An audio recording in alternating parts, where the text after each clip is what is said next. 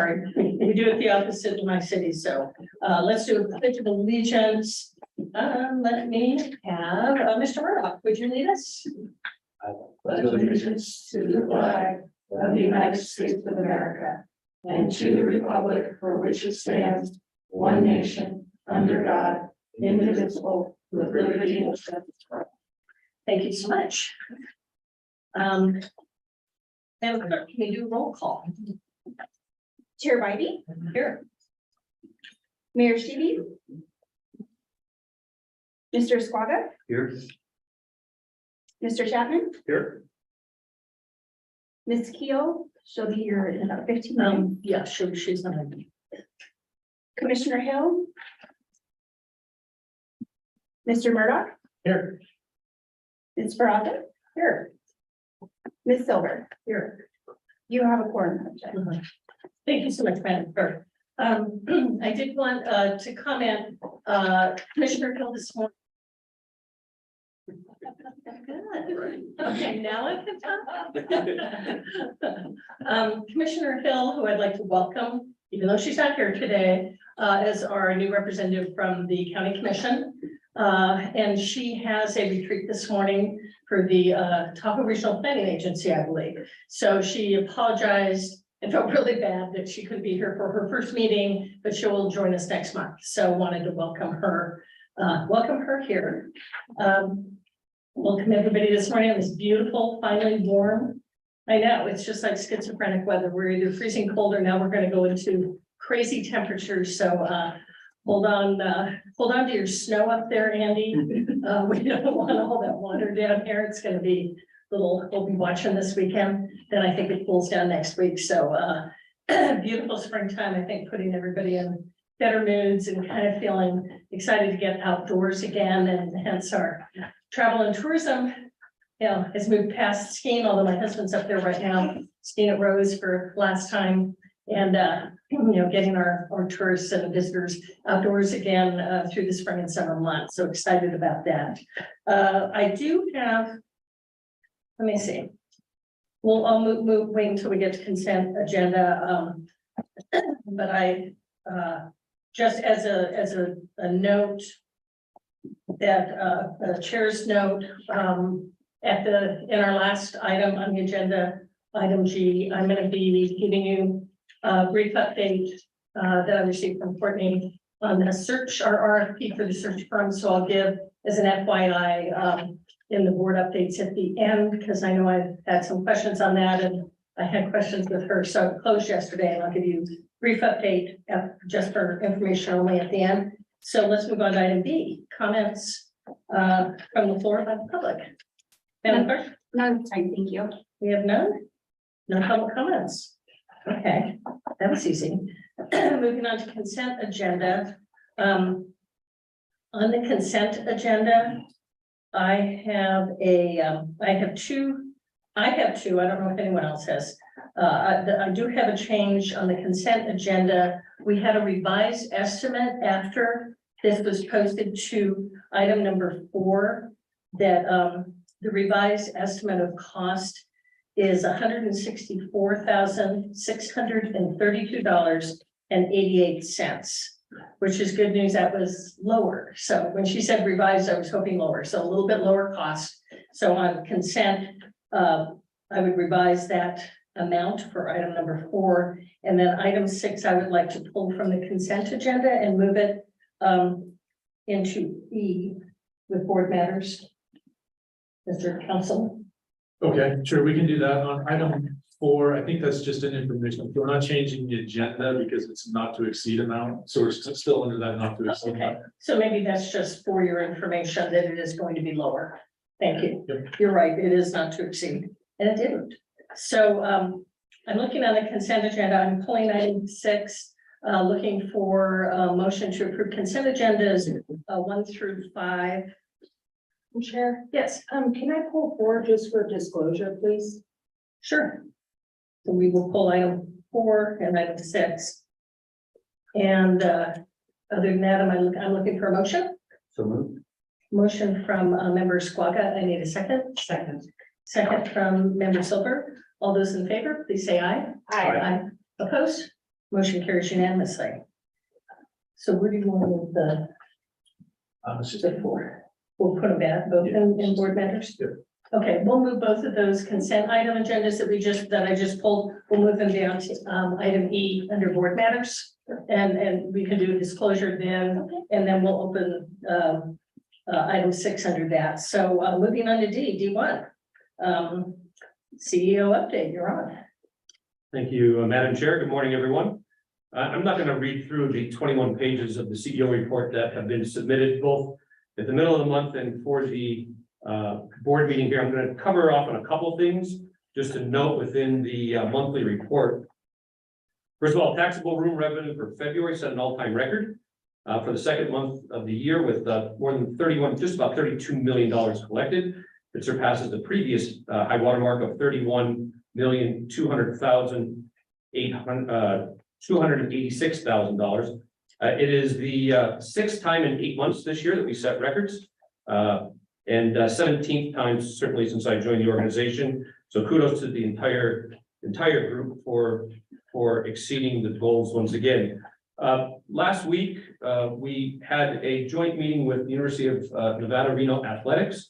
We had 40 folks from both our organization and Nevada's athletic department meet for a half-day seminar in ways that we can jointly work together to benefit each other. We're looking to extend our marketing reach, and certainly through the media and other opportunities that Nevada Athletics has, as well as Nevada Athletics is looking to extend their reach for meetings and convention folks when they're in town, better attendance, best practices. So it was very, very productive. We had just about everybody in our marketing department, a couple sales folks that were there, and there's a to-do list that is 2 arms lengths long to follow up on. So it was a really, really good meeting and great opportunities. Thank you to Stephanie Remp and her team for partnering with us.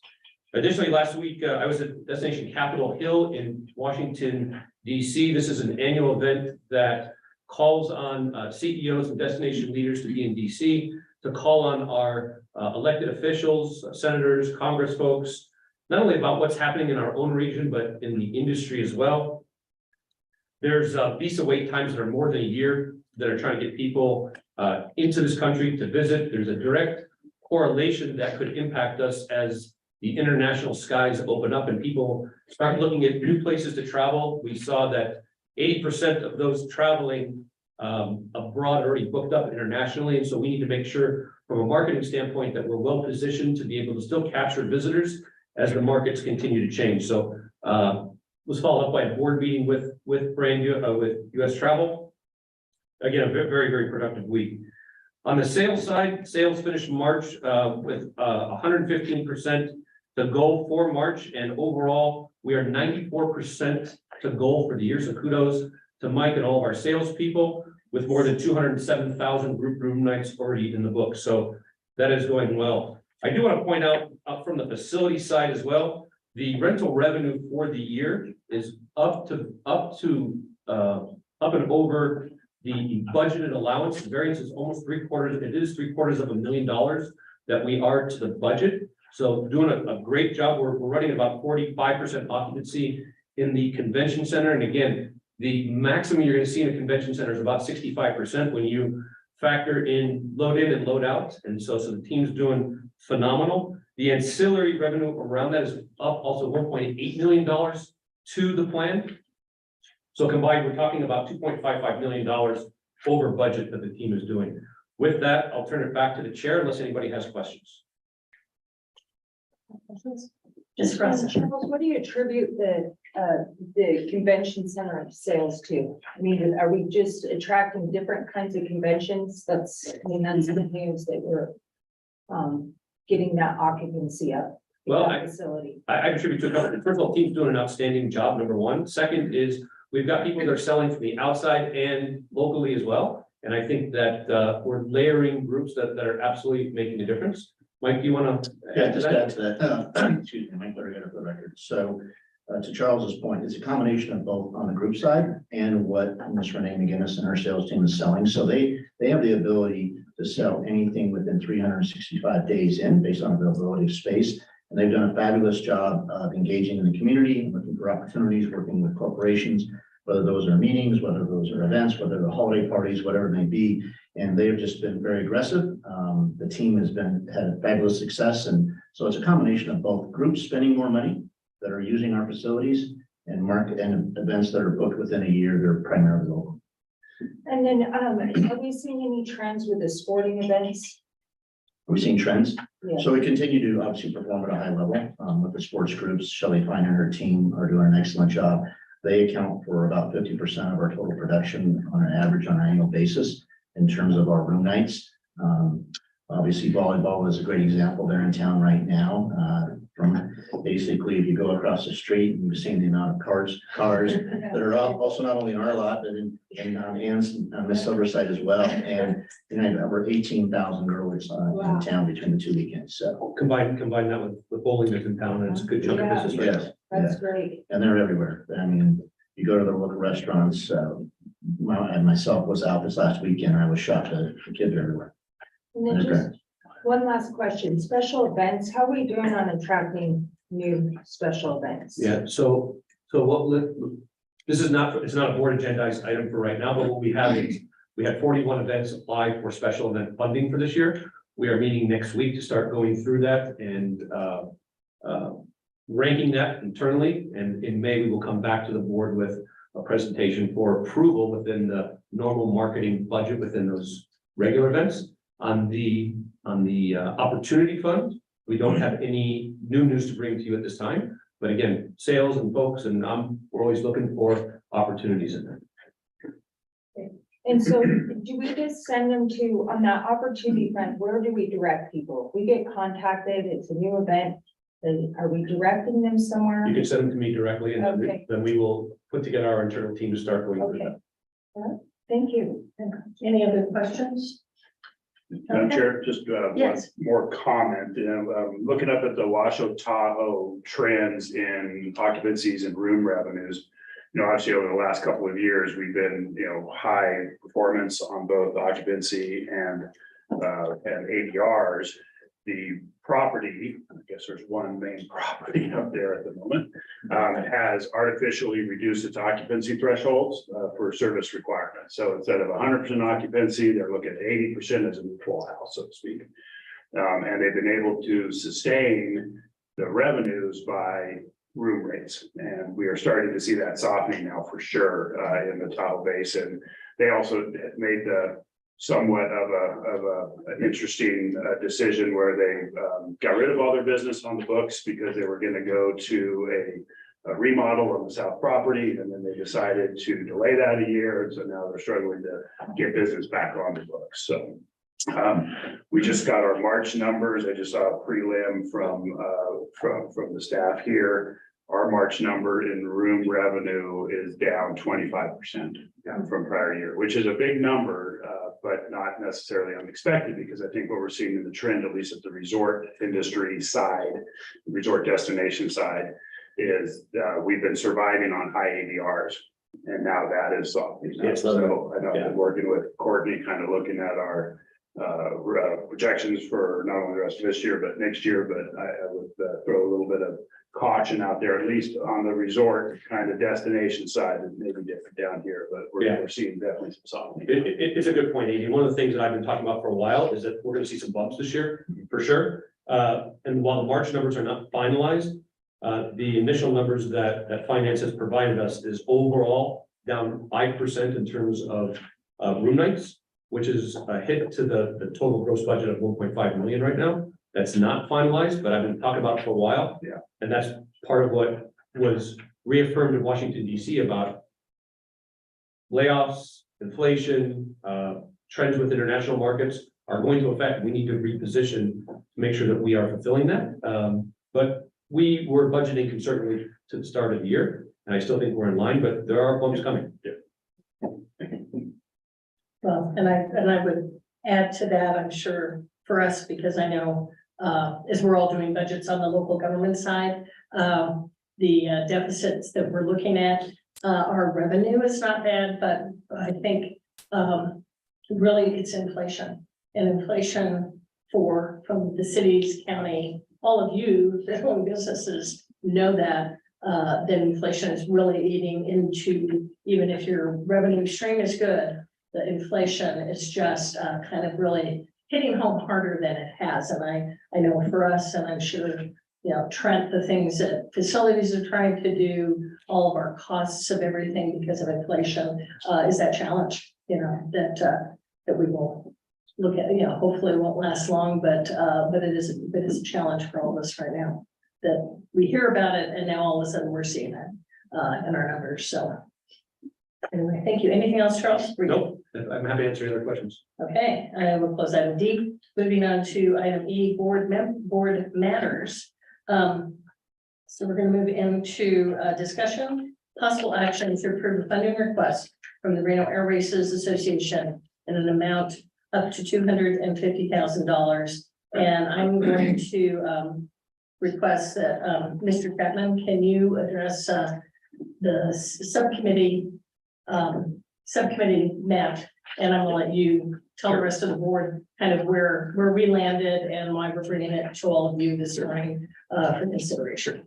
So we were approached by the Reno Air Race Association, and we put together a committee meeting and had a presentation on the air race request and understand it's the last year and all those things.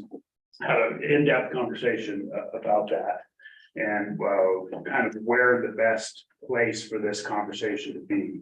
In the end, the committee, after a lot of discussion and deliberation, determined and denied the request, I guess is the maybe appropriate way to say that, because it just didn't fit in with the special events committee purview. Because it wasn't necessarily for marketing, some of the issues that have come up on the insurance side, which I know we may hear a little bit about here in a minute. But the subcommittee just felt the request through the subcommittee wasn't appropriate based on the dollars that were being asked, a significant dollar amount for sure. But also just didn't fit in with the criteria that group had established for these new opportunistic events. So not to kick the can down the road, but basically kick the can down the road with this group to discuss. And I know there are a couple other folks around on the board that are at that committee. Yeah, Jessica, you're on the subcommittee also.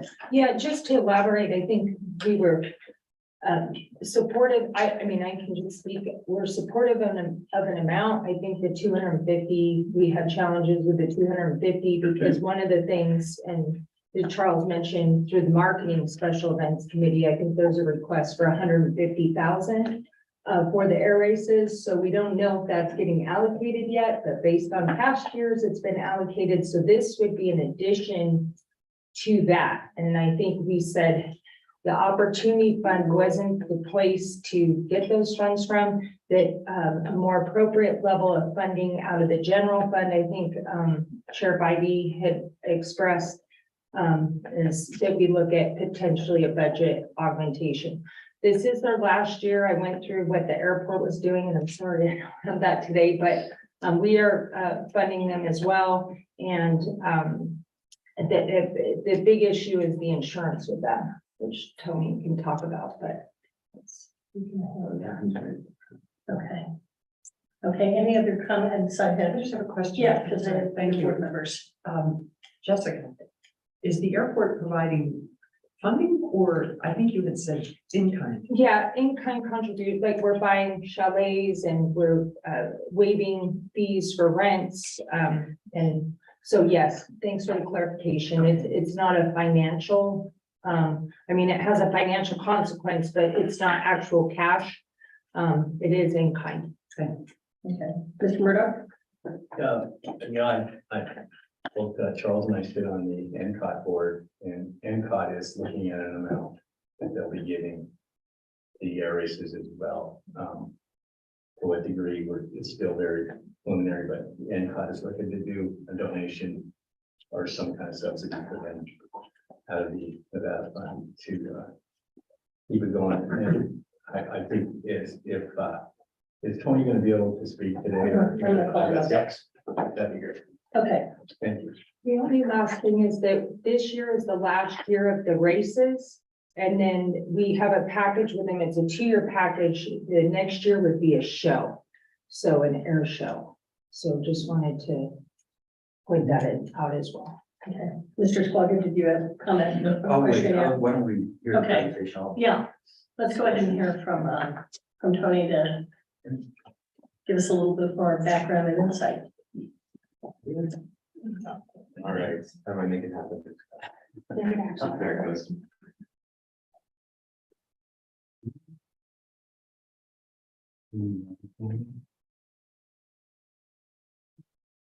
Thank you all very much. Tony Lagazetta, Chief Operating Officer for the Reno Air Races. Appreciate your time today. Appreciate your consideration of our request. Of course, the request was for $250,000 in funding to help us overcome some obstacles, but also to help this last racing event in Reno be the best it can possibly be and benefit both us and our region by making it just a huge successful event.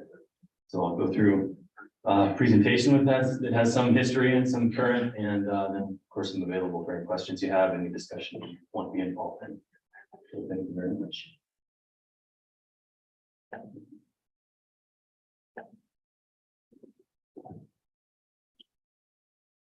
Mike or Chris, if you could step in and help. There he goes. Got it.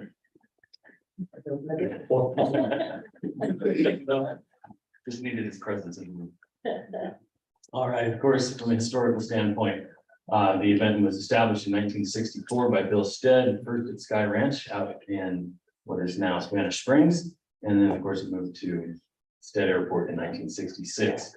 So we have, this is actually our 60th year in Reno, with 59th event, because we missed on event in 2020. We are a 501c3 nonprofit, very small staff, and 1,200 volunteers. In fact, our staff consists of 3 full-time employees and 6 part-timers right now, with a few contracts that help us pull this thing off. The Air Race family, as we call it, is from all over the world. It's people in their pilots, volunteers, and fans. It's just a huge community, and that huge community, of course, a large part of it comes to Reno every year in order to see this event and gather and see one of the truly most unique aviation events in the world.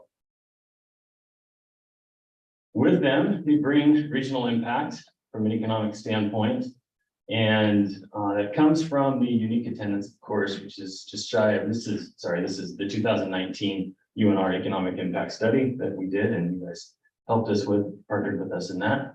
The unique attendance, which means, a person comes for 3 days, they only count as one, was just shy of 69,000.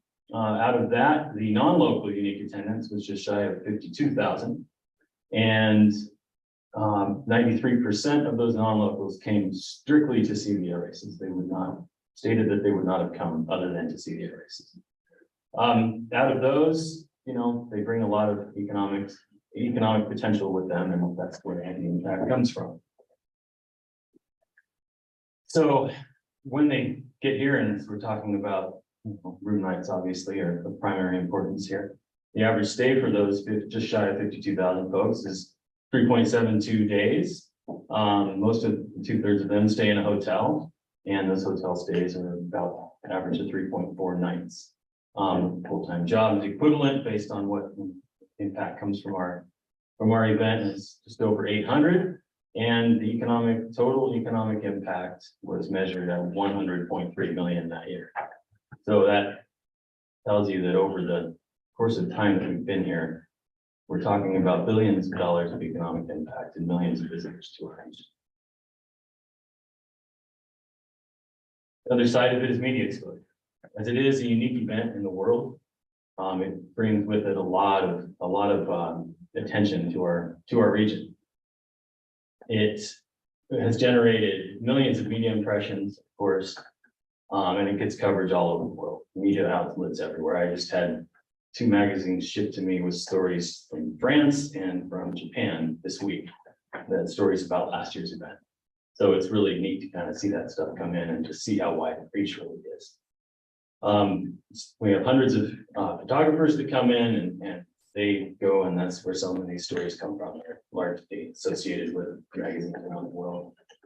And as a result, we have hundreds of millions of dollars, hundreds of millions of impressions. And in fact, most recently, 2 years ago, we started, actually 3 years ago, we started a partnership with Microsoft Flight Simulator. It kicked off 2 years ago. And in those 2 years, we've seen more than 1 billion impressions. As you know, a large part as a result of that partnership with Microsoft. So that media and total impressions worldwide has just grown over time. So where are we now? We already kind of discussed it, so I'll kind of go through real quick. But in early March, of course, for various reasons, it was announced that this would be the last year of racing in Reno. Since that announcement, the attention has been incredible. I mean, from visits to websites, social media impressions, media, spectator, vendor, exhibitor, everybody, attendance. The interest is through the roof, and it's pretty amazing to see the kind of interest that we're seeing. And we pointed out here over 600,000 in earned media impressions just in that announcement. So for this time of the year, obviously, it's very unusual. And then, this is the part that's hard because I live here. This is my home. So knowing that it's gonna be moving at some point, it's hard for me. This is my home. And we've had a lot of other venues reach out. There's some in Nevada, so that's good. But there's a lot all over the country that have reached out. In fact, there's well over a dozen at this point that are very interested in hosting the event at some point. But back to the point made earlier, this is our final racing event in Reno. The license with the RSCVA does include an air show component for next year. We fully intend on holding that air show.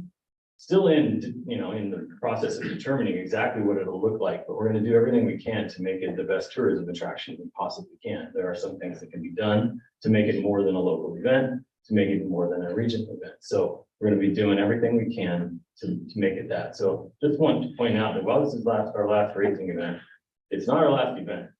So there will be something in 2024, and we are planning on doing that.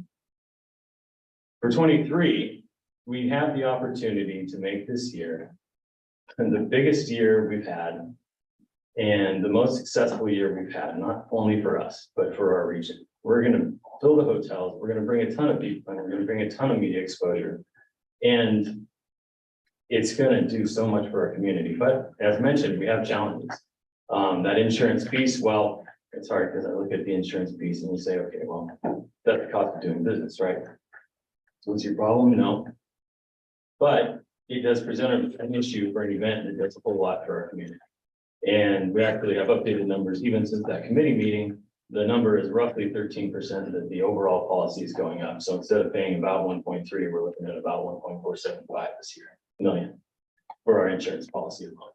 So that creates, a big obstacle for us. Good news is that we have been able to update our ticketing projection because attendance does look better. So it's meeting the need there, but still in that budget, we have some community funding included. So we really look forward to bringing a huge economic impact to our region this year, which would of course include room nights. As far as the event goes, we'll have the 150 race planes in town, and part of the interest from all over the world is in racers and participants in our event. And we have from performers to racers who haven't been here in a long time, and obviously our marquee class is the unlimited class, which features the World War II and Korean Air warbirds. And it's looking like we're going to have more of those than we've had in a really long time. They just want to be here for the final event in Reno. And like I said, that's our marquee class. That's a huge draw for this year. Additionally, we do have the A-10 and the F-18 doing full demonstrations here, and we'll have the heritage and legacy flights from both the Air Force and the Navy as well. As far as on-site experiences, our education piece is continued. That is a huge part of our mission, is to inspire our youth, and that always have that. We have our heritage aircraft display, another piece, honoring our aviation heritage. And then, of course, our Military Appreciation Day and the military static display, that's another piece, is taking care of our military. So all former and current military service members get in for free on Friday, which is Military Appreciation Day. And this is the 3rd year for our newest class, the Stoll Drag class. That's the straight line up and down racing class right in front of the crowd. So those are some of the things we're doing. There are other special, pieces of the show that we're working on, but nothing's finalized yet. So I don't really want to go into too much detail, but to celebrate what we're doing this year as the last year, there are other pieces in play. So our partnership with RSCVA is, I've said it before and say it again, it's been a wonderful partnership. You have all been so supportive, and I've always enjoyed working with staff, talking and working with the board. And it really is a partnership more than just sponsorship that we're asking for today. So I firmly believe that as we consider our request, as you all consider our request and we discuss our request, the initial was for 250,000. And we completely and fully believe that we can deliver incredible return on that investment if that's what you choose to do. We also understand, and I completely understand, that that's not a small number. It's $250,000. I get it, and I get the concern. We've had some discussions, following the committee meeting a couple of weeks ago, and between that meeting and follow-up discussions, I understand there's concern about that number, and I get it. So, we put together a secondary, if the board does not feel comfortable with that number, we're proposing 150 as an alternative. I normally would negotiate against myself, but had enough conversations to understand that there is some concern. So we just asked for consideration, and as I mentioned earlier, I'm here for any questions or any discussion you'd like me to participate in. And I hope that this group would choose to partner with us even bigger this year than in the past. We appreciate everything we've done, and appreciate the consideration, and hope that we can make, someone mentioned a bump, make that bump in September the biggest bump that you've ever seen. So thank you very much. Okay. I'm going to open to questions. Where did I know you have your hand? I'm left-handed, so I would think left first. Mr. Murdoch. You want to go first? No, go ahead. So you are going to do another event, so you are, and this event will obviously, the way it's as it's stacking up as the last event, you're gonna have a lot of critical mass here for this. Yes, send off, and then you'll be marketing your new event the next year after that out there, which would be an air show. Yes. Possibly similar to like the Red Bull Air Force, something cool, and it's, I think part of the challenges we have in special events in Reno is keeping the generations coming. Hot August nights and air races, great events. I haven't been an archivist here as I know how the air races used to be almost a 2-week, 3-week event when it's the way we have to kind of proves a good point that we've got to evolve. Right. And I think you're on the right track, but I just wanted to be sure if we did put some dollar amounts into this, you would be coming back next year with another event to help fill our room tax and our partners, hotel partners. Absolutely. That is absolutely the plan. And that was one of the discussions when we were talking with the airport authority about this year leading, being the last year, understanding that it was going to be leading into next year. Next year would have been our 60th event. So it was part of the discussion was, look, we'd really like to have the opportunity to have some sort of celebration of what would have been our 60th event next year. So it could involve bringing, kind of some racers back and things like that to do some special performances and that kind of thing. Could involve multiple. One more question. Is there any advantage for the RSCVA to have you give us something back in TV time or advantage to us as a Reno Tahoe? Absolutely. Is there Absolutely. So one of the pieces. something you've given us above and beyond what you never gave us before? Yeah, absolutely. Yeah, because on the marketing side that was mentioned earlier, the normal marketing budget, that has been allotted to, a smaller portion of it to our marketing budget, and then a larger portion of it to our broadcast budget, which is something that we've done where you all and Steel have been the major contributors to our broadcast piece, which is aired on streaming channels as well as NBC Sports and Fox Sports. over the years. This year, we have things in play that, you have to have budget to actually finalize contracts, and we're still working through that. But we have a couple different pieces that have we have a group that wants to air 2 different series on Amazon. And obviously, there's cost associated with that, but through this, we can absolutely include that piece in the negotiation, in the final deliverables, what we would do for you all. And we would love to do that. And, part of the initial 250 request was really to put Reno Tahoe in that presenting role, sponsor role, to where the Reno Tahoe logo goes on basically everything we do. Any marketing piece that we do, it goes out. So any production we do, it goes there. So that was part of the initial request, is not just asking for money, but asking for help to overcome the obstacle, but by the same token, help us do this thing the way it should be done this final time, and bring a return back to you all that I think will far exceed any, whatever the investment would be. Ms. Rosen, 3 questions. What's the dates of the event this year? It's September 13 through 17. And so just a question for our properties here on the board, how is that for season? Is that a slower time, so that makes a difference to me. I mean, I'll just speak candidly, Yes, Shannon. we're gonna be full, Okay, I feel, regardless, that isn't taking away that this is a great event. Right. But it is, we're gonna fill on September is gonna be our peak time. Okay. But it's one of those events, it is a legacy event. I mean, we know September, we've kind of got that, everything from rib cook-off leading, Yeah. every weekend just really rolls, but, okay.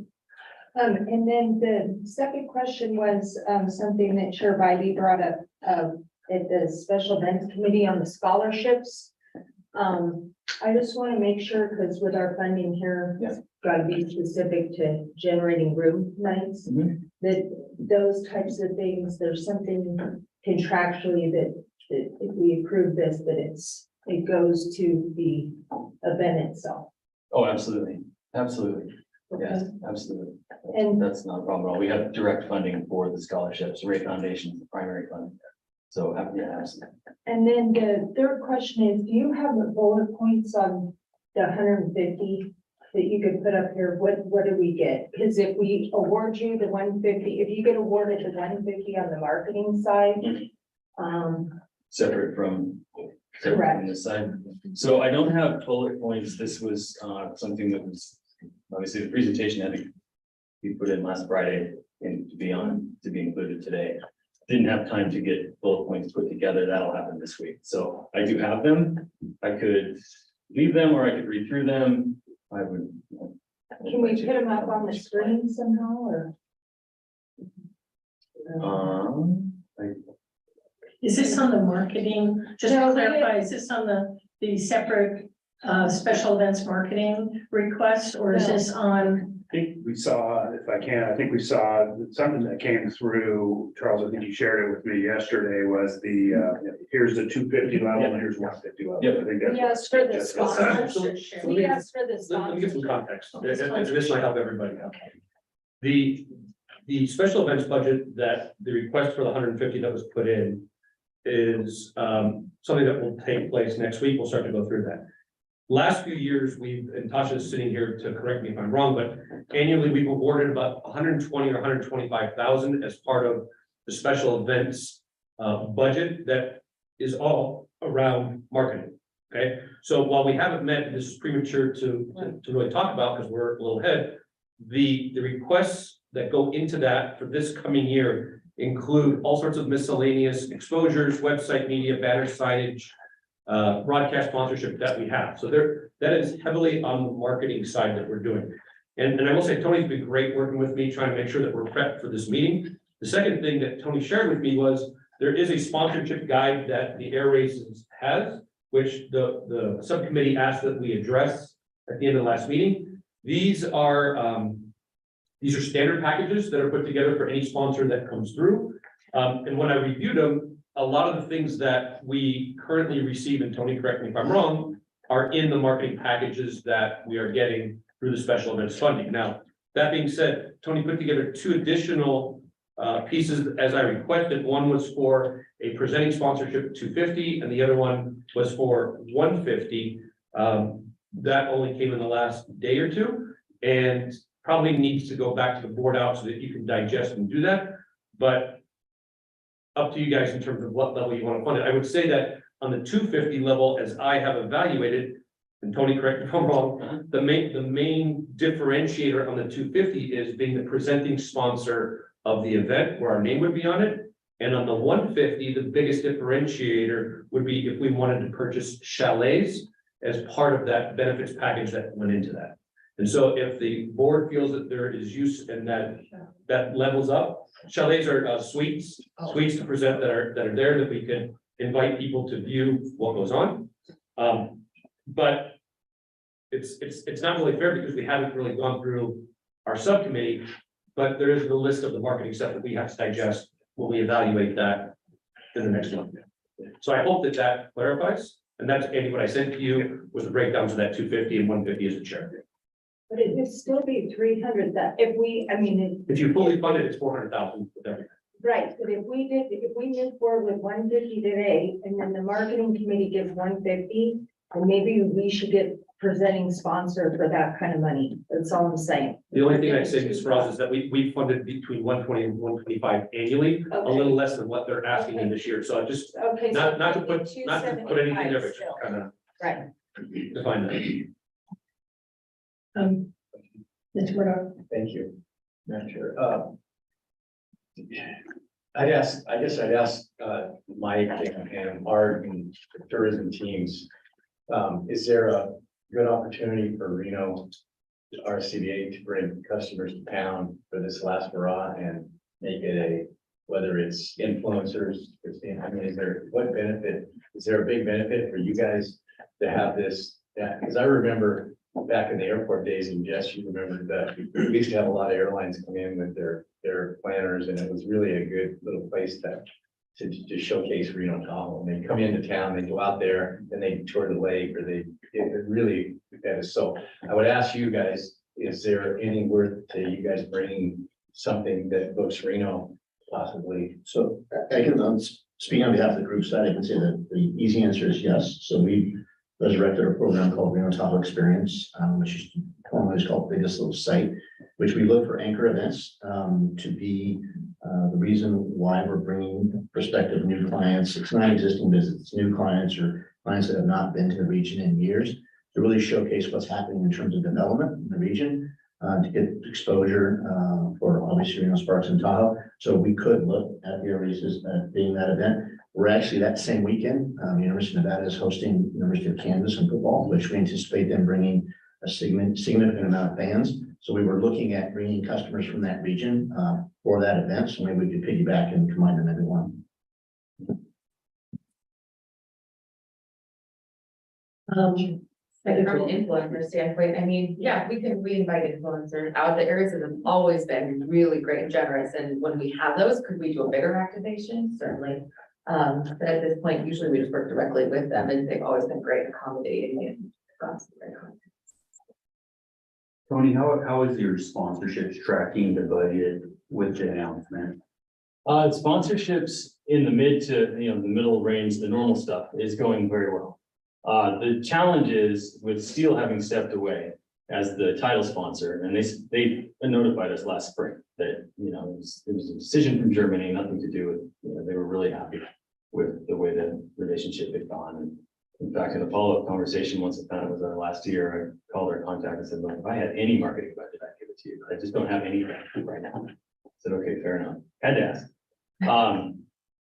But with it being the final racing event in Reno, and with kind of the unknown of when and where the next racing event will be, whether it'll be 25 or 26, we don't quite know yet. It's been tough to find somebody from a corporate national sponsorship side to fall into that, who is, ready to take that leap right now. We had some conversations going, it's kind of cool, waiting to see what happens next. So that's really the part that's harder. The normal stuff is going really well, and we have sponsors that haven't been in a while that are coming back and want to be here for the final event. So you don't have, with steel being gone, you don't have, We don't have a title right now. you don't have a title sponsor for the event, but are you searching for one? We are still looking, yeah, absolutely. We're still having conversations. There's some that are open. It's just that the traction has been a little bit more slippery since the announcement. Sure. No, it seems, I just, I think, I'm trying to get my head, so, and I think, members forever brought this up, that, we've got the 150 requests, right, that's not cash, that's cash in. That's actually cash, that is for the record, But it's tied to marketing. it's tied to marketing, and it's the largest cash investment that we make with a special event historically. Is that accurate, Tom? Through the program. Through the program. What is, when you brought up, just real quick, you brought up NCOT, what level are they being requested to come to the table with? They've been thrown anywhere from 50 to 100 around. I don't know, like I said, I can't speak for the NCOT yet. I know it's floated to Charles would be involved when they floated. The lieutenant governor, the one that they called me inquiring, and said, he wanted an update on what's the air race is all about. He's obviously from Las Vegas, so so I gave him my, 3 cents, and they've been here a long time and very famous event, so He needs to attend this year. that's right. For sure. I had a couple questions, when we met special events, we were talking about, your ticketing projections, and then I'm not sure, I heard, your total insurance amount again, you said it's at 13%, and what was the amount for The new number insurance? is 1.475 million. 1.475, okay. And then on ticketing projections, because I think in this, in our subcommittee, we kind of talked about, can you give us an idea with it being the last year? Obviously, you're getting more traction. Yes, Your ticketing projections, is it too early to kind of look at where they seem to be trending? Your sponsorship, same thing. All of the revenue side that should be up, attendance, obviously, and sponsorship. Do you know yeah, what your projections are looking? Because that helps us too. If Absolutely. we know where fiscally, that will help you, and it'll absolutely, help us in making a decision. absolutely. So the attendance is up. We've increased our budget on the ticketing side of things by a couple 100,000, so we're up around 2.5 million instead of 2.3 right now. So that covers the insurance increase, of course, that we found out recently, and that's all based on how things are going now and projecting out to the end of the event. As we looked at, where the ticketing was initially in the conservative budget, and we looked at how the sales have gone in the beginning and the interest in the event, we can safely say that we're gonna earn another couple 100,000 in ticketing.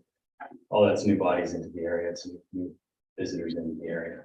Right. So- Is the seating going to be expanded too? I thought. So that's actually a really good Talked point. about, yeah, the that's a amount, great point. capacity for Yeah, increasing the, I mean, the demand's going to be there. Absolutely. But how are you addressing that as far as the actual? it's actually one of the challenges that goes back to the supply chain comment from earlier.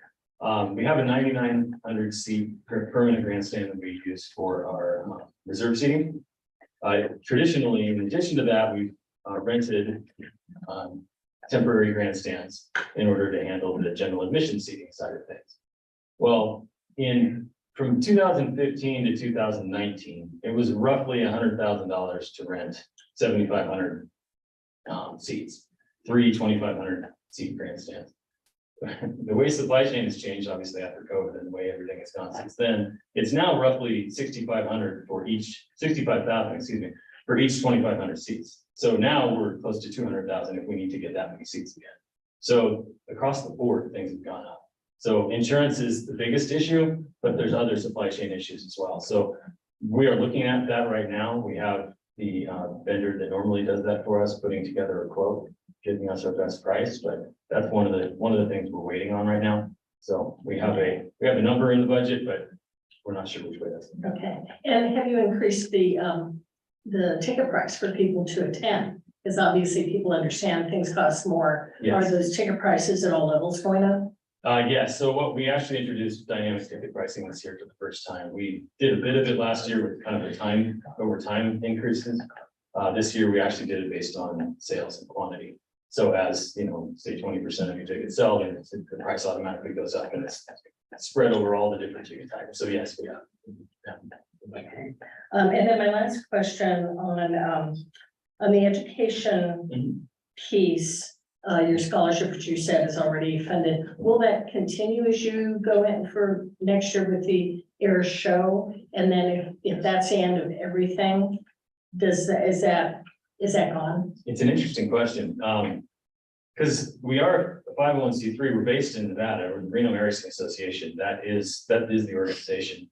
So there's a lot of discussion and desire to keep it here. So hopefully that even beyond 24, whether, you know, there's another air shows beyond that or not, I don't want to go into that because that discussion hasn't been had with the airport authority yet, but right now we're looking at 23, 24. And yes, absolutely. We already have verbal commitment from the funders for next year's scholarship program. We're in the middle of the selection process right now. And then going into 24, they've already verbally committed, but they don't do their budget until the fall. So we can't make the official word until then, but verbally they've told us they're going to continue the program. So we absolutely, we're doing this year, and then we plan next year to start a whole new round going into the air show Well, that year. because it's a whole separate component, but it's such an opportunity, and especially if you look at aviation. And one of the biggest challenges, you talk about workforce, one of the industries hit hardest is aviation. And really, and this whole STEM education and directing kids down that path, it just seems to be, you know, that's a workforce issue that you guys are helping address, and directing kids into the STEM still has its value, whether the air races or air show are here or not. So, yeah, I'm glad to hear that, because I think that is something that the value of that can't be understated for sure. Absolutely. Thank you. First, Thank you for the PowerPoint, very interesting. Have you done any projections on attendance, room nights, et cetera, when it becomes an air show versus air racing? We haven't done the projections yet because there's so many different pieces to the puzzle. So if we can, you know, for example, if I were just to give an example that would make this a massive change, let's say we can get multiple jet teams. So let's say we can get the Blue Angels and the Snowbirds and the Thunderbirds out here, right? That turns it into not a local event, not even a regional event. That makes it big because you can't go and see two teams at the same place. We figure out a way to do a fly-in. That makes it a big event. So there's a number of things we can do to make it a big tourism attraction. But until we have more answers on what it's going to look like in 24, it's kind of challenging to do a projection. What we do know is without racing, the insurance policy will be way less expensive. But you're That's an committed to an event. Oh, yeah, 2024. absolutely.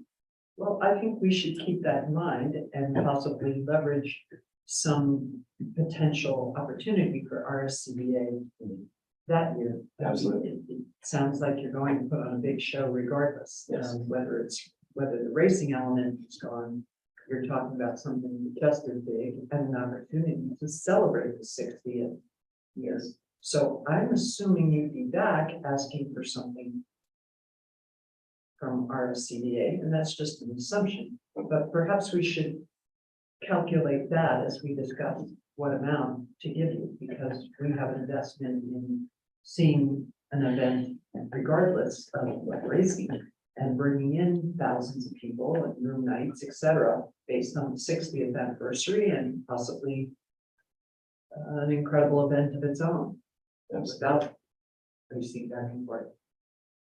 Absolutely. Just a comment. Mr. Murdoch? Why don't you just give us the title sponsor, and if you get another one, a big fish, call it co-sponsors or something, so you give something back to the. Yeah. Just a thought. It's been my desire since we discovered that this would be the final year. It's actually been something I wanted for this final one to be the Reno National Championship Air Races, potentially presented by, you know, how we'll put that out, but presented by Reno Tahoe or something along those lines. It's my desire to have it be locally named and locally, really promote our local regions. I haven't gotten. Yeah, there you go. Okay. Thank you. So is the insurance going up 175,000? Yes. Okay. Yeah. But you're asking for 250 from us? Yeah, so last year, the insurance went up because of an insurance issue. And it's sort of complicated, but from the RTA's insurance policy and our policy, they always carried an excess liability policy for themselves over and above ours. And there's a clause in the contract that if they ever couldn't get it, that we would get it to cover them. So last year that happened. Their insurance company said, we can't take the policy. So that extra policy added around $456 roughly $1,000 to our policy. So that took us from what was normally between $750 and $830 up to $1.3 million last year. How'd you cover it last year? Mostly donations, extra donations. That was really how it was covered last year. One of the issues we run into is you can go to that well a certain number of times, but it starts to slow down a little bit at some point. So we expected some help on the donation side. We have a good, strong budget for that, but not quite what it was last year. At the end of the day, we didn't cover the entire amount last year. We're looking at, pretty significant ones from last year, between 150 and 200. But we were able to cover more than half of that insurance, that extra insurance premium. But this year is 175 had to do it. And Ms. Barber. Yeah, I was gonna say, I'm prepared to make a motion to support the 150,000. I think, we vetted this at the special event committee. And I think, that's fair. We're kind of at a disadvantage not knowing on the other side, because the potential is there for a total package of 300 because of the marketing dollars, but I'm prepared to make a motion for the 150 to come out of the general fund, not the opportunity fund, of the RSCVA to support the event. Okay, to kind of piggyback on that, we did, at the end, we're like, well, what about sponsorships? Is that an option? Because we knew for sure the opportunity fund, as Mr. Chapman said, was not the place because that's not how it's set up. And I brought up, as we talked about, we've got budget coming next month. And so a budget line item, or however, I need to talk to Courtney on what the correct financial, how we would categorize it. Would it just be a single line item for sponsorship, if we want to call it sponsorship of the event? That would be in addition to whatever we decide on the marketing side. So that's kind of was my thought of, well, because we're doing budgets. So could it be a budget line item because we can't take it out of opportunity fund? And the sponsorship levels we didn't have last time. But the 150, yeah, that would get us, that would be, again, we don't know what they get the other piece. So Mr. Chapman. I'm just gonna second that motion. Just to continue the conversation. A motion is second. I want Discussion? to just slightly amend Jessica's motion, that we approve the 150,000 with the opportunity to be the title sponsor of the following years. Next year, okay. Well, but not this year, Not this year, no, next time. the following, which is a show, not races. Can I ask, just a question? Why don't we do it? The title sponsor, yeah, potentially this year and next year. And if they get a bigger sponsor, then we get bumped, but if not, we're cool. I don't know. Yeah, I think there's a risk of being the title sponsor this year, for all the reasons that we all know. So I'm just trying to trade on what I think Tony has described as a great event the following year that will not necessitate the type of insurance that's required, not have the risk of the kinds of things you had to deal with, and give us a ramp up time to really promote that, get FEMA involved, get a lot of different organizations involved in something that doesn't take the place of the races, but continues the tradition and has a magnificent celebration of 60 years of aircraft. I'll amend it. So we still get the show days though, right? Yeah, we get the $150. Yeah. Right. Can you tell? Tony would have to agree to that. Just saying, Tony would have to agree to that. Oh. Isn't that the Well, yes. 150 though? That's why I wanna see it. I mean, I'm sorry to put that in motion, but I'd like, I mean, to move forward for staff to approve the 150, but we should get chalets, whatever was presented. Charles, we haven't seen that to you for the $150,000 sponsorship. We gotta get Okay, something out of this. the question I would have, what did Steel pay? What was your title sponsor contribution? What qualified as your title sponsor? So at that time, the cash involvement from them was 300. What was 300? Okay, because then I was wondering if we wound up at 300, did that qualify for a title sponsorship or not? So that is what they were doing before. Yeah. So, but this year, let me ask, and I'll come right to you. So on this, is it your concern, Ann, as title sponsor for this year because of insurance and because of, if we came in at 300 this year, it would qualify us to be a title sponsor. Kind of share with me your concerns of being a title sponsor. I don't want to talk too much about my concerns as much as I want to focus on the following year when it is the 60th and just trying to leverage that total 300,000 or a little less, I guess, Charles, if I'm looking at special events. Correct. 150. Being a sponsor this year, but being the title sponsor the following year of a major event for the Reno Sparks community, sponsored by, or title sponsor, being RSCVA. Can I make a suggestion here? This is a really important event, and you hear from the board that the board wants to do the right thing.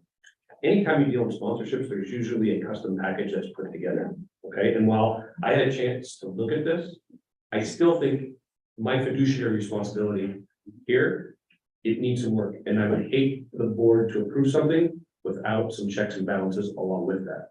My suggestion, if the board is open to this, is that you empower staff to approve a sponsorship up to a certain level based upon a custom package that we would go back and negotiate versus just blank approving it and moving on. That is in the best interest of the organization. That is in the best interest of the community, and it would help Tony's organization as well. That's my motion. I I like mean, that. that's to give staff that direction. Okay, so do you want to amend the motion to direct staff to Do a sponsorship Sponsorship package up to 150,000. customize package or whatever? Which could include both this year and next year as part of that, so that it's not repetition of what we expect to receive as part of the standard special events package that it's already going. Okay, Mr. Murdoch? What this does is, you guys we're a room night organization. What it does is it gives Mr. Larragetta, Ms. Christine, you guys you get to go out and sell this for 2 years and bring clients down. If you book one piece of business out that air races, it covers our costs, or it covers, I'm just saying, if we all get in that boat row, everybody does their jobs, this should be a no-brainer. And the RSCVA has an opportunity here, we have opportunity, and we all win here, I think, the way it's set up. And then what the board is also doing is it's telling us to build in $150,000 into next year's budget, which Courtney and I will work on as a line item that doesn't come out of either the opportunity fund or the current budget, but allows us come July 1st to be able to build that in. Although I have to say, there's repercussions that affect other areas such as marketing or sales that we just have to factor in as far as where all that money goes. And that should be said as well. And That's all. clarification, are we doing 150 for this fiscal year and 150 for the show? Because when you say the 2 years, I'm just.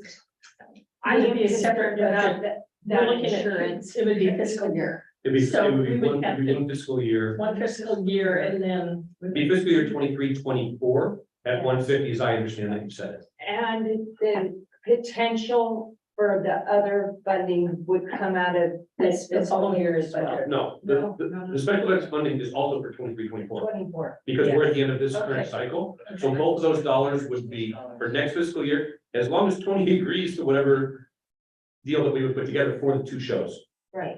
So, but for the, I guess for the clarification, That's what I read the where you were. year for the 24 air show.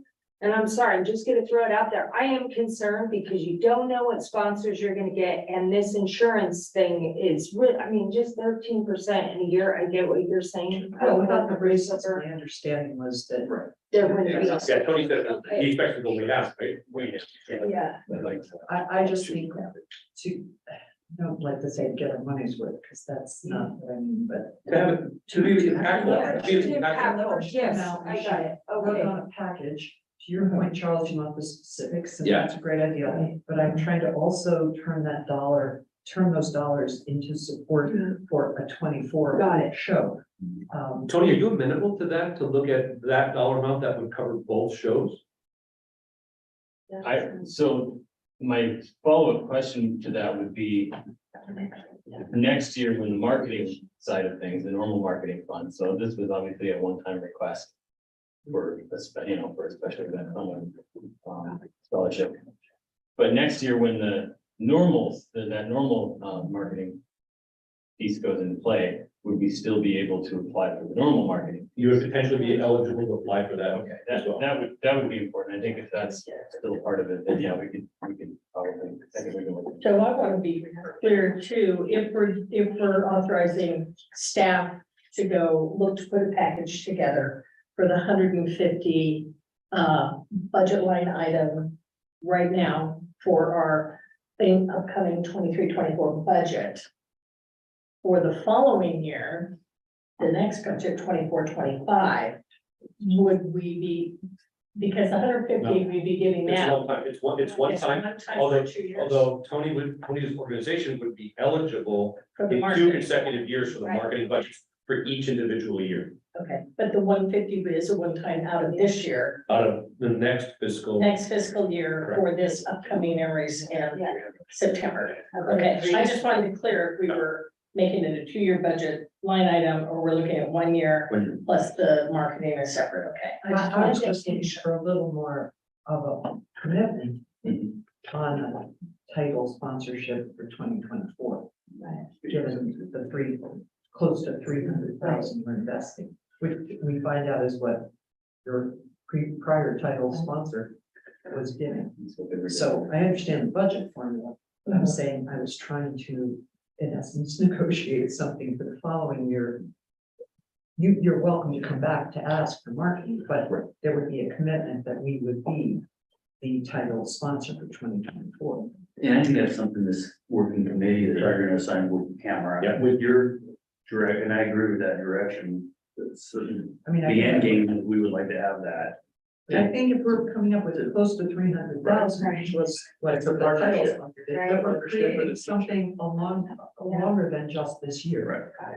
And then your insurance goes down, you kind of know we're going to be the title sponsor. The team here begins to work on that, bring in room nights and events around that.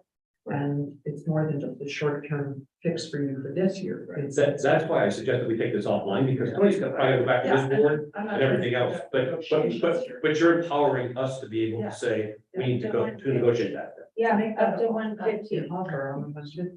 Yeah. I think that- Oh, Yes, so maybe I can sort of clarify our options here. So I think what we're saying is approving up to 150 for the next budget cycle for this year's show. And empowering staff to sort of negotiate the sponsorship package that comes along with that 150. And then I think our options are, we can leave it at that, or we can say, and that sponsorship package must include something for next year. That's what I'm trying. That's what I Those think two most of it. That's what her motion. And that's what the airport did, quite frankly, Charles, so you could look at Yep. that. That's a So model that would be for good. Yeah, for the 2 years. for the 2 years, yeah. Okay. Well, and actually, the benefit too, as I see it, of the next year with the air show, if we're a title sponsor there, is we would be trying to sell and promote and keep it still really big, even though there's not racing. We'd have the show, so we would be able to elevate what that event is and the anniversary, and really get our room nights that we need, get excitement still in the community, because it is different from when it's been. Correct. But we don't want people to go, it's just to show we're not going. How do we still promote that is a really big deal, and maybe as lead sponsor on that, that would be beneficial for the event and for room nights and for everything that we're looking at. And So, the way you're looking at it is how we're internally looking at the whole process that we're going through. This is, 23 is kind of the linchpin, right? This year has to be huge, and it's gonna be some, I'm really excited about it. But this is a multi-year plan for us in Reno, and then also wherever the racing ends up, right? We have this year leading into a big celebration air show next year, leading into hopefully an announcement of where and when the next air race will be. So this is a multi-year market. Tony, I hate to put you on the spot, but Yeah. in terms of 24, is there a guarantee that it's going to happen? Because if we're going to allocate the resources and put forth towards 24, what if it doesn't happen? Then the repercussions, and that's, so is there a guarantee or a promise or somebody signed in blood somewhere that said, we're definitely gonna do 24 no matter what? Well, I can't think of a reason why we wouldn't. We already have the license in place with the airport authority. Our plan is to absolutely have an air show in 2024. Do I have something signed right now that says definitely? What I have is a license that we signed with the airport authority. And So we could actually put a kicker like we did with Miss USA, that if anything changed, we could do other things with that. yeah, absolutely. Yeah, for sure. Yeah, sure. mhm. So are we clear on Mr. Legal Counsel? I think the motion is approving funding up to the amount of $150,000.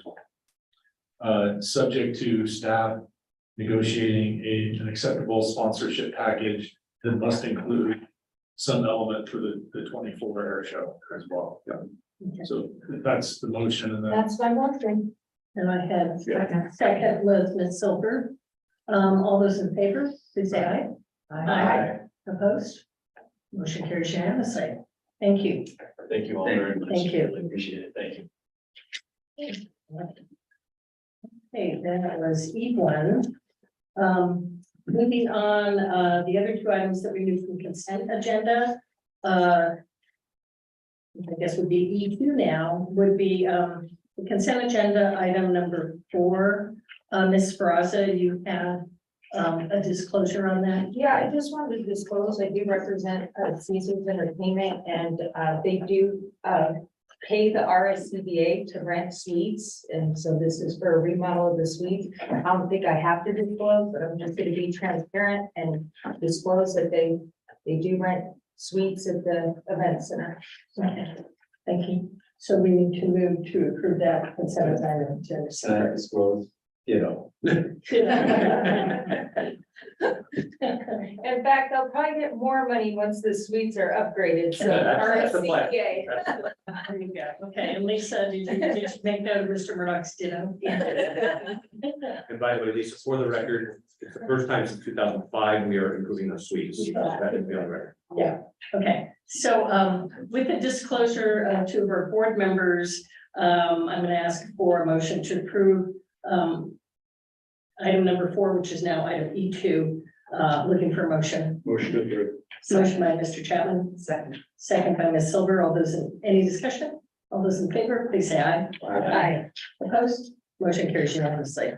Okay, we're moving on to consent item number 6. We're going to reopen the approval of the staff's recommendation to award RFP for the design, development, maintenance, repair, and optimization of a new website in an amount not to exceed $400,000. And I pulled this off because of the amount. I've had a few questions, and I would like to ask if Ms. Ernie can give us more details, kind of. I mean, it's a big expenditure, kind of what we're paying right now, what the breakdown of this includes, so that the board has a little more information to make a decision on this. Absolutely. So as the board is familiar with, we are going out to RFP for nearly all of our marketing contracts right now, and that includes website. And with this, the last time we did this was in 2016, and that was the last time around 2016, 2017 is when we launched our current website. which, as many of you know, technology quickly changes, evolves, and so does the user and user experience. And while the website looks great, it functions well, it is time to look at redeveloping and creating a new website. And so that is our hope in next fiscal year, is to build a brand new site.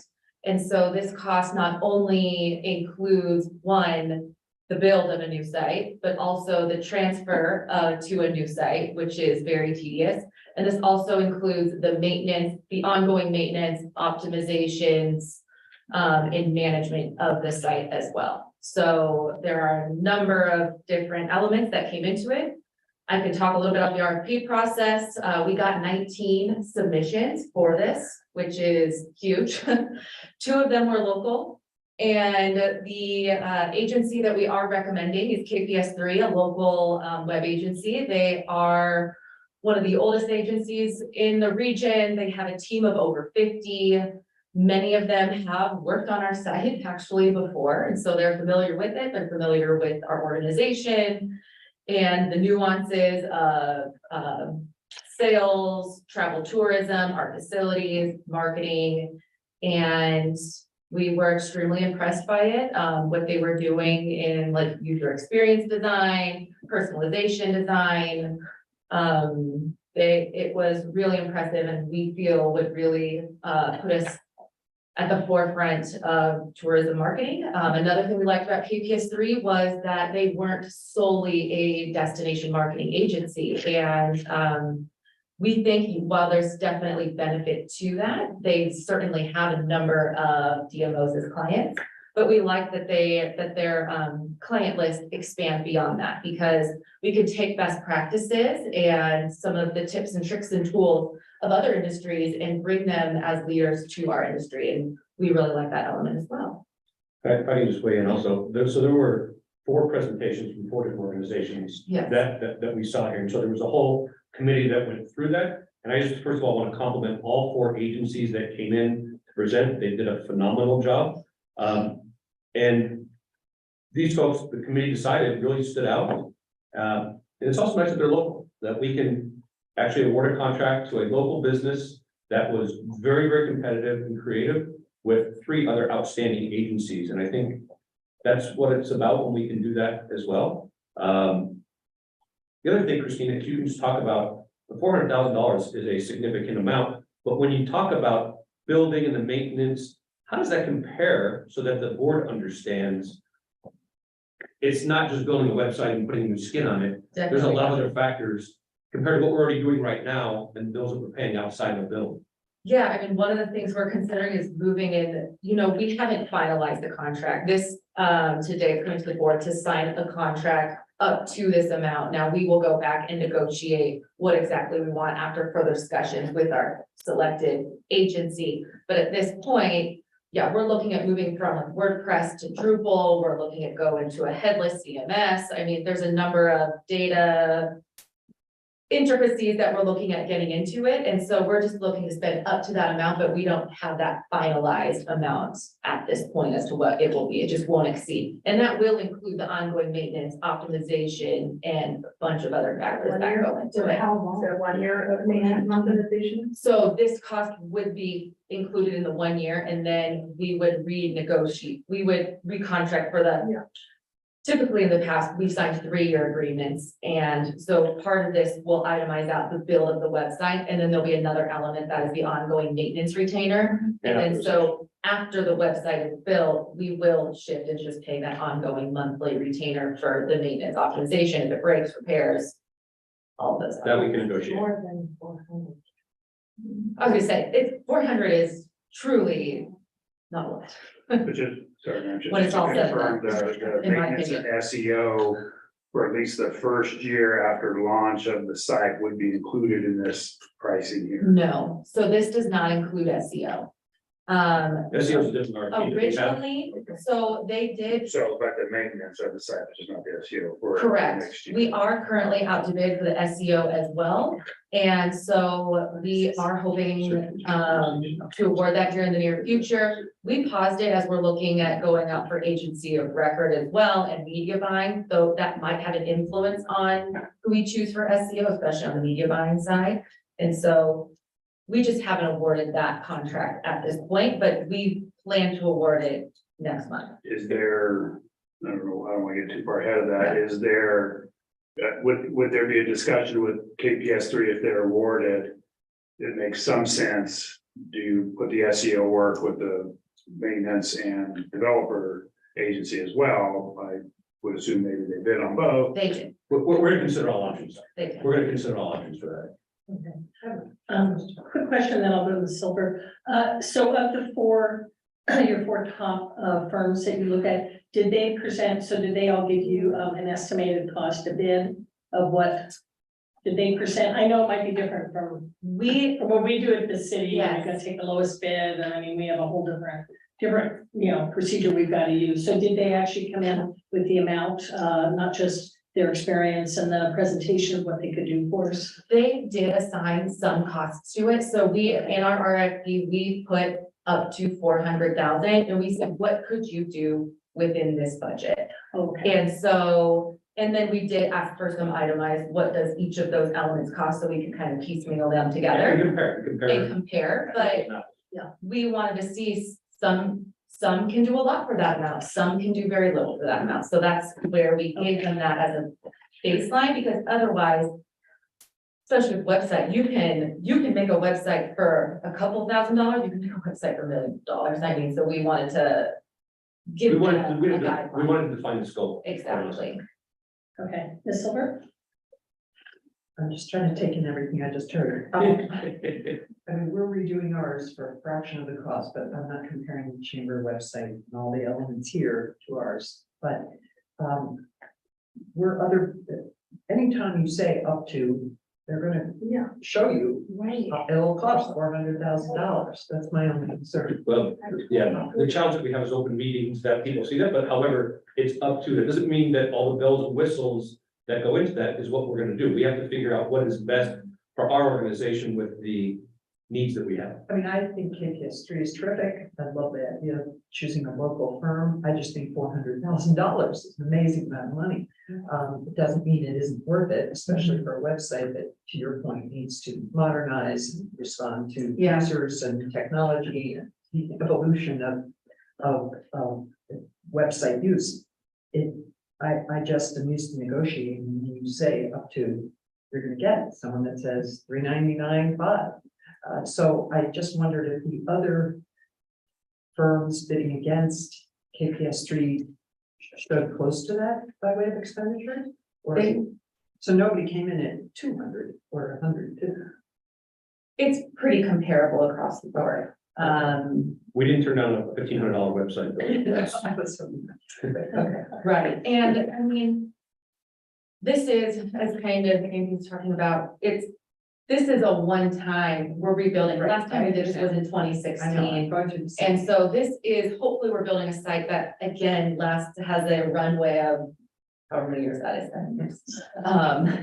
And 7 years is a long time to wait to build a website, which is Also why. true. Which is why I said we have to do that. I do want to also just note that, thank you to the committee that sat and did this. Exactly. Tom on the marketing side has been phenomenal and very technical, and just want to call out to make sure that he gets recognized for all the hard work that he did. Well, I've made my comment. I think KPS3 is terrific. I know you'll work to see what the ultimate price is. Mr. Murdoch? I agree. I think up to, I'm on the same team. It'd be nice to know that was the, this is a stupid question, but the variance 400 was the next one 250, or is it all? They're all very comparable. I mean, we, Really especially close. with Tom, our director of marketing, who's worked in websites for over a decade, There's no statistical difference that we're gonna say that, One wasn't. we're overpaying by, No. 40%. Shannon, Ms. Gill? So I've done web rebuilds off of WordPress as well, which I'm glad we're moving away from that, so I think that's great, and I love KPS3, I think they'll do a phenomenal job. I would like an opportunity to see the itemized amount for the 400,000 is way more than I've ever spent on a web rebuild, and that includes SEO.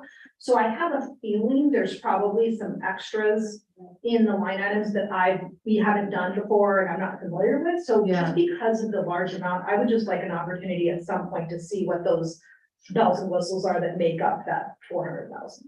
And just to throw my 2 cents into this, one, we haven't signed anything for what it is. Yeah. 2, I have full confidence that Christine is gonna negotiate as we need to, but like we went through with the Aramark presentation, we didn't get into the line item. You folks have faith in us, we're happy to provide it if that's what you want, Ms. Keel. But certainly, we're gonna negotiate and do the best that we can for the resources that we have. But if you wanna see it, we're happy to provide it. Just because the dollar amount. Okay. I still like to, but we're good to proceed, because I think we gotta go, right? Yes, we do. This is, I don't have to tell everybody how critical your website is for your destination. I mean, it's probably more than any of our creative and, It's our biggest, it's our biggest. Everything is directed to this I side, agree. all of our I'm good marketing with dollars. request to see it more itemized, kind of get a better understanding, but personally, I'm good with making a motion to move forward, on the agenda items. Okay, can I hold you a second? I think we've got a couple. Oh, I'm sorry, is that? I will come Some back to questions I you. did. I will come back to you. I thought I had some more questions. Mrs. Rossa. Just one, I totally agree with Ann on this. I support KPS3. They actually do the airport's website and do a phenomenal job. But we had a breakdown, so we knew in the staff report, in the future, it'd be nice to have a breakdown. I mean, I agree with you too, Shannon. And I'm not against it. I have total faith in staff, but I also want to know what I'm approving for 400,000. Because like you That's all I said, would it's such a say. big range. Yeah, right? That's I mean, It's transparent. it's just transparent, so that's my only issue with this. We got to see what was included, and so. I have faith in our staff, but I think in the future, we need to see what we're approving. Absolutely. Just to reiterate, we have not developed this contract yet. Exactly. It's not created. Would you like us to bring it back to you But we at a can't. public meeting or pre-boards? How do you want to be able to digest I this? just If you're want to gonna- vote for RFP. We get to see what we're, Sure. I mean, I haven't, So I think you've got 2 options. You can approve up to 400,000 and leave it at staff's discretion to go negotiate and sign a contract as long as it's less than 400,000. And they can share that contract with you after it's signed up. Or we can ask staff to bring it back at next month's board meeting, the negotiated contract with the itemized budget, and then you can approve the actual contract before it gets signed. Mr. Chairman. I'm gonna make a motion, what Mr. Kennedy said, option A is to approve up to 400,000 for staff to negotiate that, and then to, to bring the scope of work back, post negotiation. And I would just say a couple points on that. We just got done reskinning the site. It was WordPress to WordPress, and we spent almost half of that. So With just a skin. with just the reskin. It was major reskin because the site was just in complete disarray nonetheless. I think this is a big site, and I think that obviously it is an important element. And it's not just a new site, it has the maintenance, ongoing maintenance, things like that. So I'm comfortable letting staff negotiate that, and that would be a motion. So to be clear, is staff authorized to execute that contract without further board approval? That's my motion. Okay, I have a motion on the floor. Do I have a second? Second?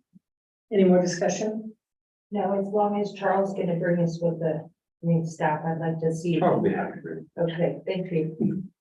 We're bringing it to you for. as an FYI. Informational. Forward, I Post agree, negotiation yes, is move the- forward. is the next right. In the future, Execution is- Yeah, well, and that was my question. No, and I think you should have. Okay, yeah, and that would be my only question, Christina. If we did the second option that Ben gave us, it would hold up. It would delay the work that needs to be done. Correct. So right now we have Noble Studios contracted through the end of June, and I would love and appreciate some time to have both agencies kind of collaborate Oh, a and little overlap. a little overlap to help with that shift. Now, if the board wants to choose to delay this, we can do an extension on Noble. I mean, Okay, that just. there are options. That gives us but a clear picture of this. Murdoch? You just said we have how many of these coming up? we're RFPing There's 5 total doing this. 5. And Ms. Raza, Shannon, it might be a good idea maybe to just have this up front next time when we get here and then we'll just, you know what I mean? I Well, mean, this is what we did for a subcommittee, right? yeah, We don't have to say little, we do, we. No, we don't. Currently not. With all so these- my point is. Oh, for the, For all the future going future forward, I'm all RFPs. for it. I'm saying today, yes, but I say for future, just so that Ann or Stephen or I or Shannon, yeah, we can look and say, God, 400,000, and I'm just using an example, just be a little more information would be good for this board to make big decisions, especially because these other ones are bigger than this one. Yeah. So we're gonna need data. I just wanna feel good about being, you know. It's a great point, Mr. Murdoch, and what I do in every pre-board meeting, I have details on every single thing. When I meet with folks, I go over that, we just don't have that contract finalized, right? Yeah. So it took, because we don't have that, Christina hasn't negotiated every bell and whistle, so we couldn't break it down for you at this meeting. So the numbers you had coming in was everyone came in and within up to 400 told you what they could do. But for future RFPs, to your point, Mr. Murdoch, once again, till we approve them, we don't have a contract that has the full breakdown, right? That's right. We don't have the actual contract that will tell us, here's what those numbers are. But we do have what you had Yes. today of what they proposed. So the proposal, would that help everyone with having like the breakdown that was in the proposals? Because until we approve it, we don't have a contract with the numbers. You know what I'm saying? I mean, we're kind of in a catch-22 here. So, but that information, you do have some that would, for the other RFPs also, that would help guide us and give us, you know, basic info, kind of what we're looking at, and more info than we have on this one, but not the contract until it's approved. Correct? Just Okay. one quick question. We put out there the 400,000, up to 400 based on our budget. Correct, Yes. based on the budget, we said this is what we can, So it wasn't just, we picked 400,000. no, we just didn't, No. we didn't go like this and say. Got it. But by the way, Christina, how many web pages do we have on our website? Just give me a ballpark estimate. Ballpark estimate. Tens of thousands. How many pages did you have on your website? Well, prior, now it's much more. When you, that 200,000. 7,500. So this is gonna give you some scope to understand what we're about to go. Much smaller now. Yeah, Madam Chair, can we call vote? We have a motion. Yeah, we've got a motion and a second, more discussion, Ms. Gill. I'm sorry, I just don't want to belabor it. I just want to say that like I just feel like it puts us in a tough spot because it's so much money and like if we say, well, no, we want to see it first, then it makes it look like we don't trust staff. But then if we say, yeah, we want, which is not true. But then if we say, oh, yeah, we're good with it, but we really don't know what we're getting either, like, I just feel like we're like. it just we're puts us in a having tough to bring spot. that That's what it's based on the motion that will come back to us. Just for after future negotiation. reference, Yeah. for large dollar. So the approval of the motion today is to accept up to the 400,000 to let staff negotiate the contract, and then we'll bring that back, not for approval, but for our information of what we negotiated, what the breakdown. That will negotiate and authorize to execute. Yeah. Correct. For the board. That's your motion and your second? Yes. Okay, I've got a motion and a second. All those in favor, please say aye. Aye. Any opposed? Motion carries unanimously. Okay. Oh, moving. Okay, we're through with all of our board matters. Moving on to item N, which is board member announcements, reports and updates. I did have, I'll start with one update I do have. This is informational only, because on this item, it's not up for discussion, but I wanted to give you FYI. Courtney is overseeing HR and our search firm, the RFP we put out for a search firm for our new CEO, and it closed yesterday. And last night, Courtney gave me the update that we submitted, distributed the RFP to 11 different firms. And it was posted on our website in the newspaper, research, a few people came directly to us, but 11 search firms were sent the RFP and we received 2 bids. She said a third plan to and didn't have the staff to get the proposal done. So we have two firms right now, and you'll be opening those today and vetting them to make sure they meet our criteria.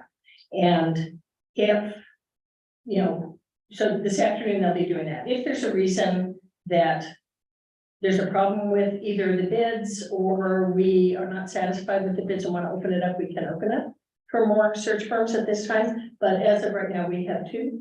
And we let Courtney and her team look at those this afternoon and move forward.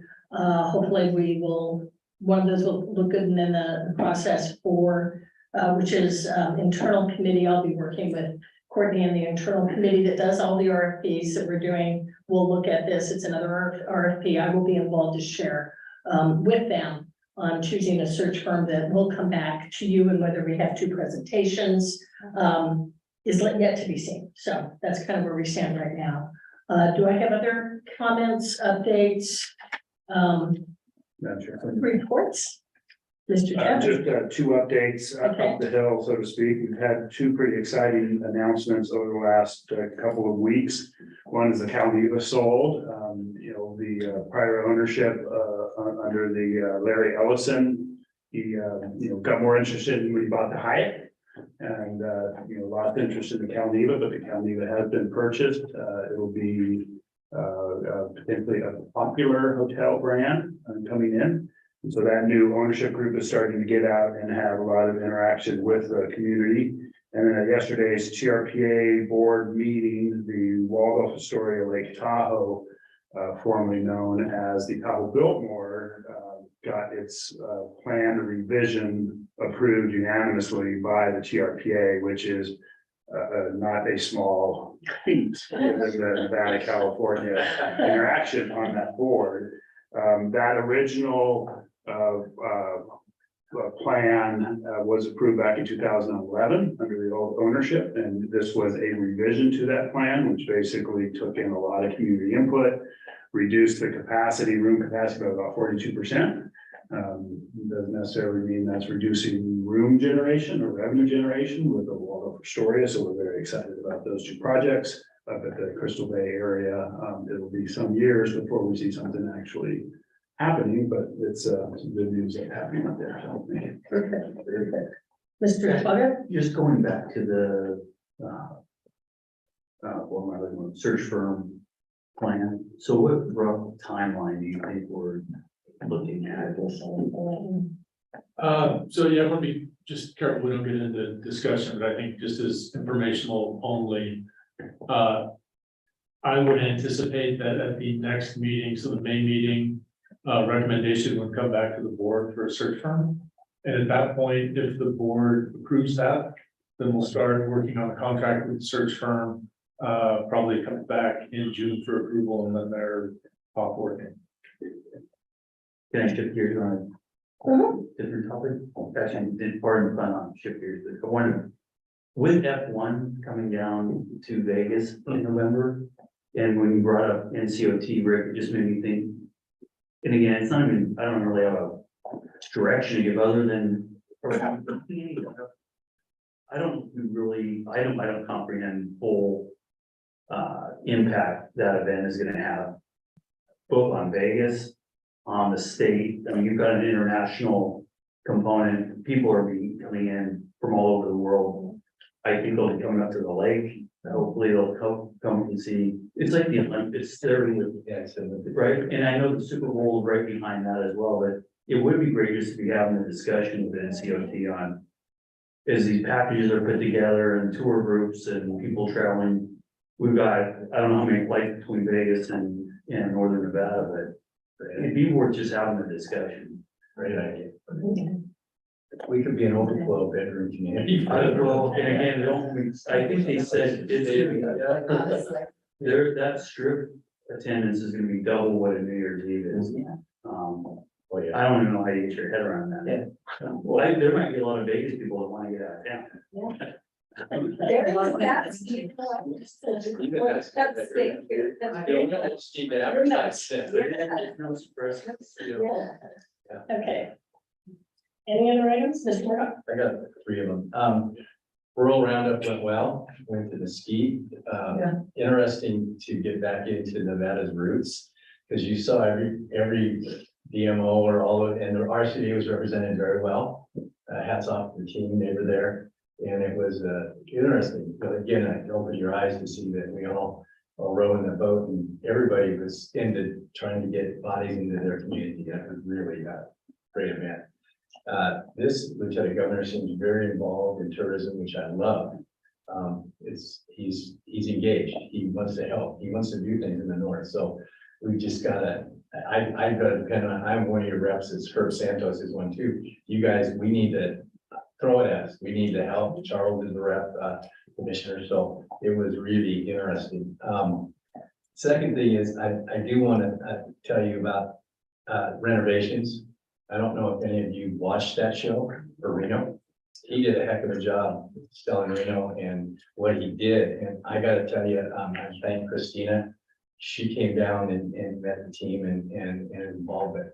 The videography and just the quality that what it did for Reno.